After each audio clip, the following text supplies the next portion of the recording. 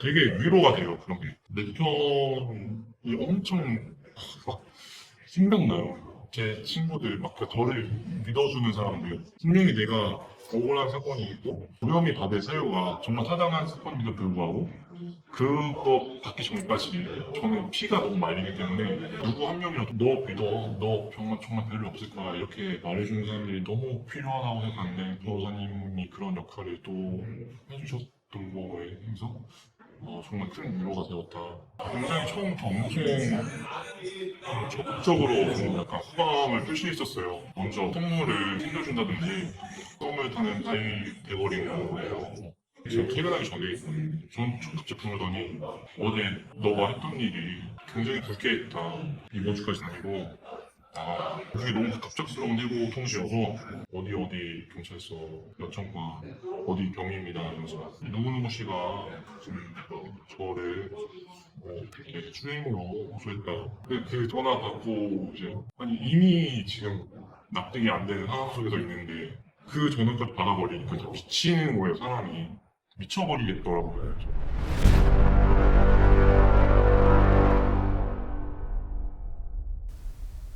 안녕하십니까, 웅변입니다. 오늘은 얼마 전 메일로 연락 주셔서 상담을 진행했던 분의 이야기를 해보려고 합니다. 2023년 1월 말경 메일로 연락을 받았습니다. 상담을 의뢰해 주신 분은 강제추행 혐의로 고소당해서 경찰 조사를 앞두고 있는 상태였습니다. 전화로 자세하게 상담을 진행했고 억울한 면이 있는 듯해서 진술서 초안을 작성해 드렸고 조사받을 때 해서는 안 될 말 등에 관해서도 조언을 해드렸습니다.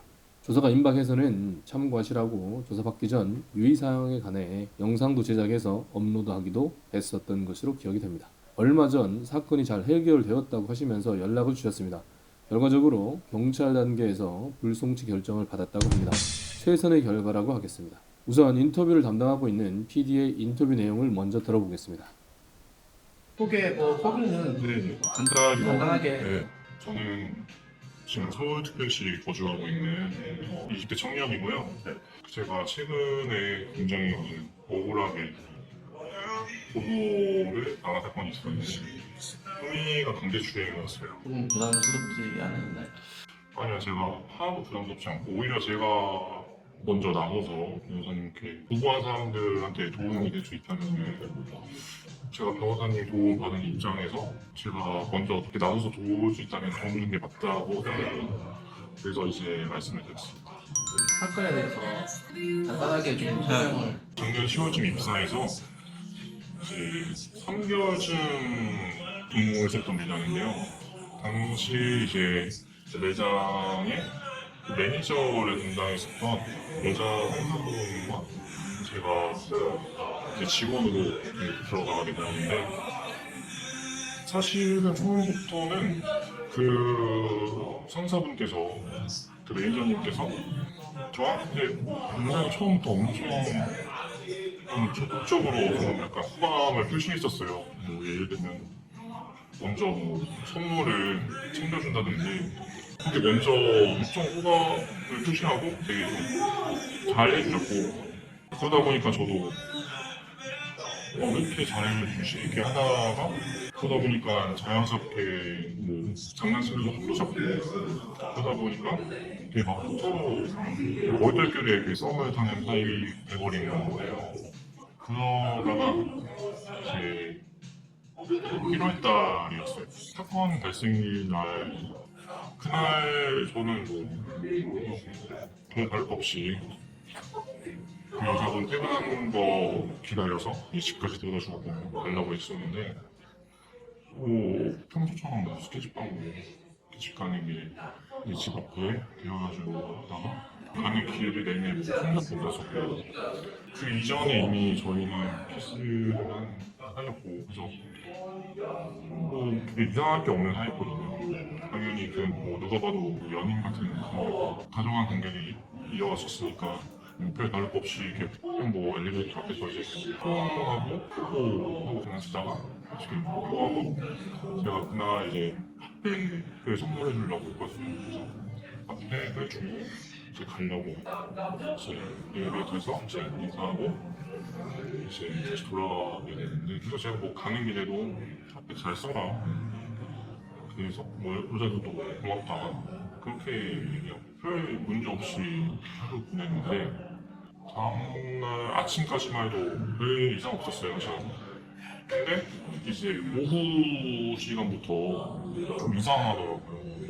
일단 표정도 싸하고 점심시간에 휴식 시간을 줘야 되는데 저는 이제 막 당연히 휴식 시간 줘야 되는데 왜 시간이 안 하지?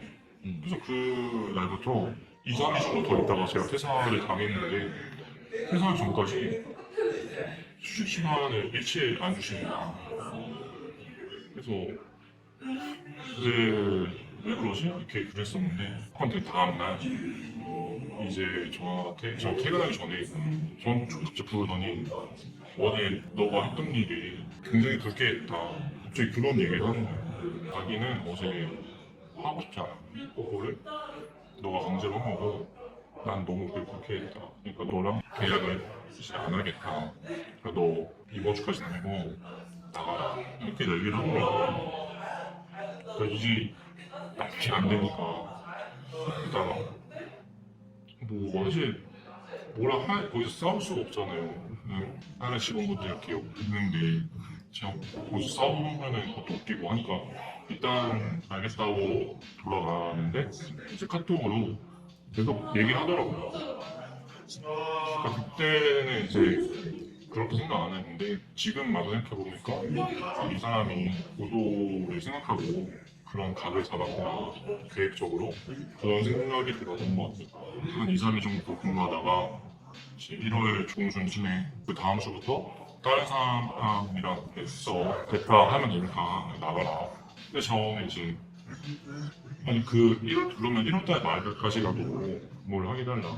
너무 당장 그게 너무 갑작스러운 해고 통지여서 그렇게라도 얘기를 했는데 자기가 피해자인데 제 얼굴을 봐야겠냐면서 그냥 무작정 그냥 냅다 그냥 해고를 해버리더라고. 퇴사를 하게 되었고 그로부터 이제 일주일 지나서 1월 중순쯤 지나서 집에서 쉬고 있었는데 모르는 번호 전화가 계속 오는 거예요. 3번 정도 와가지고 이게 받아야 되나 해서 받았는데 갑자기 어디 경찰서 여청과 어디 경위입니다 이러면서 뭐 누구시 아시죠? 이러면서 네 압니다 이렇게 얘기했는데 누구누구 씨가 저를 뭐 이렇게 추행으로 고소했다 이렇게 얘기하면서 언제 나올 수 있냐 그러는 거예요.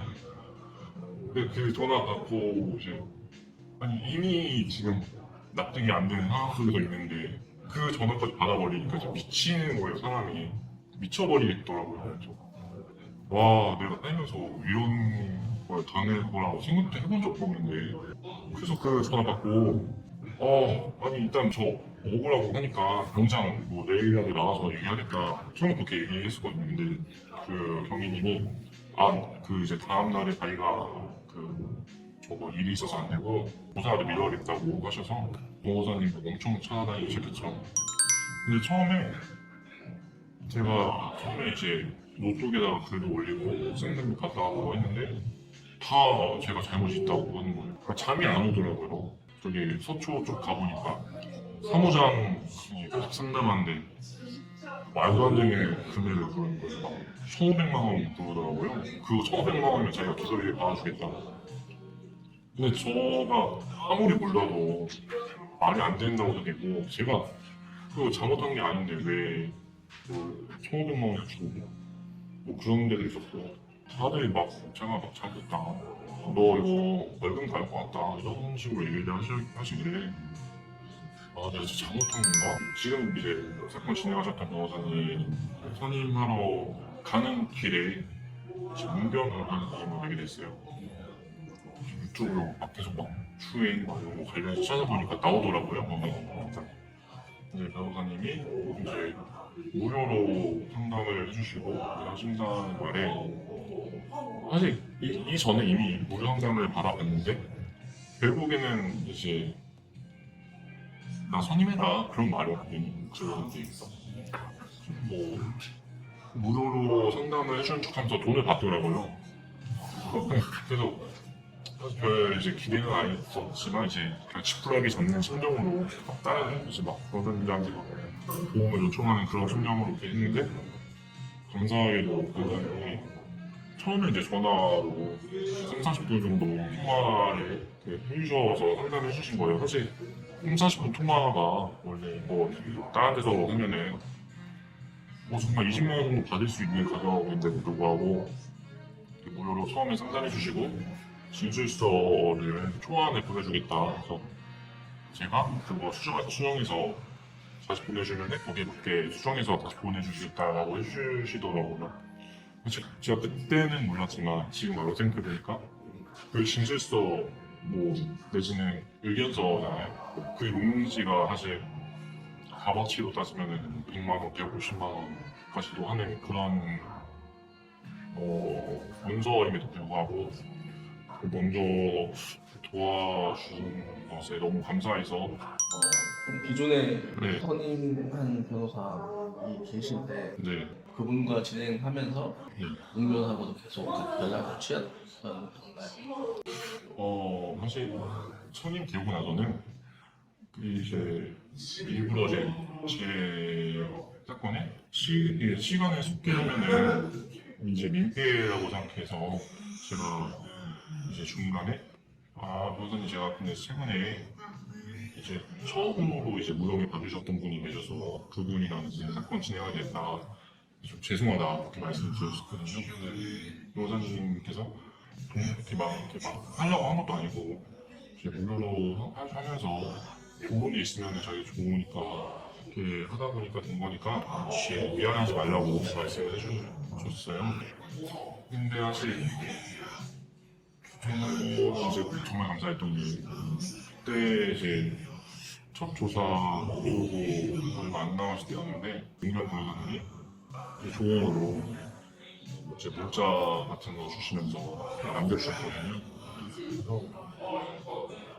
그래서 어쩌다 보니까 사건이 이미 진행하고 있지만 변호사님이 어드바이스를 받은 케이스였던 것 같아요. 네. 사건이 빨리빨리 더 진행됐고 중간에 그 여자분의 어떤 진술의 번복 그런 것들이랑 이제 저희가 주장했던 증거물 같은 게 상당히 유리하게 작용되어서 빨리 끝났던 것 같습니다. 결정서 보면은 결정서 사연서에 보면은 그런 내용이 있어요. 이게 범죄 현장으로 보여지지 않는다 그런 내용이 기재되어 있어요. 마지막으로 웅 변한테 하고 싶은 일단은 이제 무료 상담인데도 정말 정성 있게 상담을 해주신 거 너무 감사드리고 사실 저는 너무 감사했다고 생각하는 게 그때는 몰랐지만 이제는 아는 그런 것들이 이제 그런 진술서 그런 초안들을 제시해 주셨던 거 이게 그 진술서라는 게 또 어떻게 보면 이제 의견서 비슷한 표적을 발휘한다고 생각하는데요. 의견서 하나 받으려면은 변호사님들한테 최소 70만 원 정말 그 정도는 줘야 써주시는 그 문서거든요. 그러니까 그게 그분들의 전문성을 보여주고 사는 거예요, 사실. 그럼에도 불구하고 그런 진술서들을 정말 상황이 억울하고 그런 것들을 알아봐 주셔서 그런 것들 이제 제공해 주시고 제가 이제 변호사님과 사건을 같이 이제 편의해서 진행하고 그러진 않았지만 이제 다른 변호사님과 같이 사건 진행함에도 불구하고 정말 감사하게 조사 받기 전까지 이제 조언 가득 담긴 그런 문자 주셔서 정말 너무 감사하다고 말씀드리고 싶고 그리고 유튜브 이제 댓글 같은 것도 정말 성의 있게 달아주시거든요. 이제 무혐의 받기 전에 제가 제 댓글 같은 거나 뭐 그런 거 이제 이메일이나 이런 거 없이 물어봤을 때 정말 이제 성심성의껏 답변해 주시고 저의 입장을 생각해 주셔서 이제 정말 말씀해 주셨던 게 되게 위로가 돼요, 그런 게. 왜냐면 사건 진행하면서 내 편이 엄청 막 생각나요. 제 친구들, 막 저를 믿어주는 사람들, 그런 사람들이 다 이렇게 하나하나 생각나거든요. 이게 분명히 내가 억울한 사건이 있고, 내가 우연히 받을 사유가 정말 타당한 사건임에도 불구하고, 그거 받기 전까지 저는 피가 너무 말리기 때문에 정말 누구 한 명이라도 너 믿어, 너 정말 별일 없을 거야 이렇게 말해주는 사람들이 너무 필요하다고 생각하는데 변호사님이 그런 역할을 또 해주셨던 거에 해서 정말 큰 위로가 되었다고 제 말씀 못 드리고 싶습니다. 건강하셨고요. 네. 무고주행 관련해서도 네. 좋은 결과 있기를 바라겠습니다.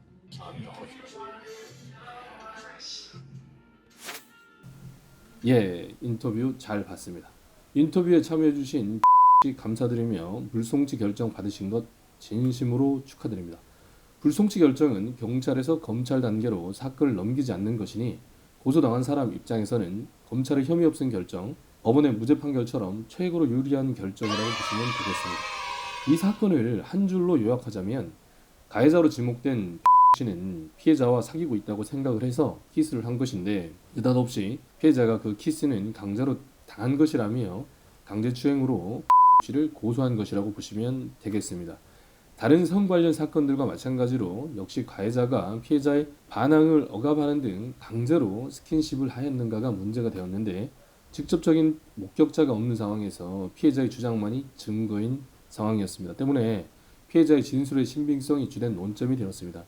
문제의 스킨십이 일어났던 엘리베이터 앞에서는 CCTV가 있어 그나마 다행이긴 했는데 같은 장면을 보고도 사람마다 강제성이 있었는지 여부에 대해서는 다르게 해석하는 경우가 흔하다 보니 조심스러운 면은 있었습니다. 더욱이 씨 말에 의하더라도 평소 두 사람 간의 스킨십이 있었던 매장에서와는 달리 피해자가 당시에 살짝 부끄러워하면서 미쳤어 이 정도의 말은 한 것으로 기억한다고 해서 조금은 신중하게 접근해야겠다는 생각을 했습니다. 아시겠지만 부부나 연인 간에도 강간이나 강제추행이 성립할 수 있기 때문에 그 전에 신체 접촉을 허락하였다고 해서 언제 어디서나 신체 접촉을 허락하는 것은 아니라고 볼 여지도 있기 때문입니다.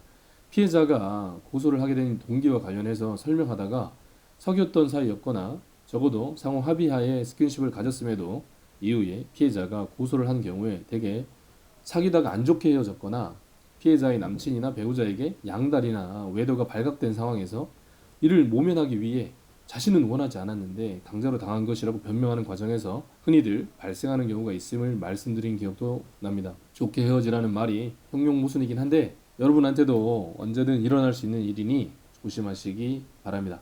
아무튼 저의 판단으로는 피해자가 허위의 사실로 씨를 고소한 것으로 보여 피해자의 진술에 일관성이 부족하다는 점, 엘리베이터를 함께 타고 집 앞까지 동행한 행위와 헤어지고 나서 주고받은 카톡 등은 강제추행을 당한 사람의 행동으로 보기 어려운 점 등에 초점을 맞춰서 의견서를 작성했는데 씨 명의로 제출되는 것이야 해서 진술서로 제목을 바꾸어 송부해 드렸습니다. 당시에 웅변의 개인적인 생각으로는 씨께서 경찰 조사 시에 멘탈을 좀 더 부여잡으시면 변호인 선임 없이도 불송치 내지는 무혐의 결정을 받으실 수 있을 거라 생각을 했고 이에 도움되시라고 진술서 초안을 보내드렸습니다.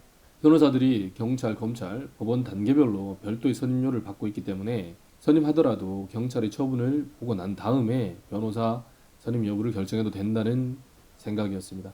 나중에 씨께서 다른 변호사분을 선임하셨다는 것을 씨의 전화를 통해 알게 되었는데 경찰 조사를 받을 때 변호사 없이 조사를 받는 것에 대한 부담이나 중압감을 느끼셔서 그랬겠다 싶어 이해가 되었습니다. 다른 변호사 선임 이후에는 제가 관여하는 것이 조심스럽기는 한데 어떤 경우에는 변호사를 돈 주고 선임한 이후에도 그들의 눈치를 보느라 제게 전화하는 경우도 있어서 변호사와의 상의 과정에서 씨의 의견인 것처럼 이런 말 저런 말을 하시라고 제 의견을 드리긴 했습니다. 특히 조사받으러 가기 며칠 전인 것으로 기억되는데 당시에 피해자에게 키스해도 되냐고 물어보지 않고 살짝 강제로 내지는 억지로 한 것은 맞다는 식으로 습관적으로 말씀을 하시기에 그 부분만 떼어서 들으면 강제추행에 관한 자백처럼 들릴 수 있으니 절대로 그런 식으로 말하지 말라는 식의 조언을 마지막으로 해드린 기억이 납니다. 경찰은 CCTV 화면을 봐도 강제로 한 것으로 보기 어렵고 달리 이를 인정할 만한 증거를 찾기 어렵다는 이유로 불송치 결정을 한 것으로 압니다. 현재 씨는 피해자를 상대로 무고죄 형사고소, 해고 무효 확인 소송 및 손해배상 청구를 검토 중인 것으로 알고 있습니다. 이 부분과 관련해서도 얼마 전 연락 주셔서 저와 상의하셨습니다. 어찌 보면 씨는 인형탈 쓰고 유튜브 하는 변호사를 믿어도 되나? 라는 의구심을 극복하시고 웅변을 제대로 활용하고 계신 것이 아닌가 라는 생각이 듭니다. 먼저 영상 제작을 제안해 주신 씨 진심으로 감사드립니다. 비슷한 사건 겪고 계신 억울한 분들께 참고가 되셨기를 바랍니다. 언제든지 편하게 연락 주시면 그 억울함이 풀어질 수 있도록 함께 고민하고 조금이라도 도움이 될 수 있도록 힘쓰겠습니다. 웅변이었습니다. 감사합니다.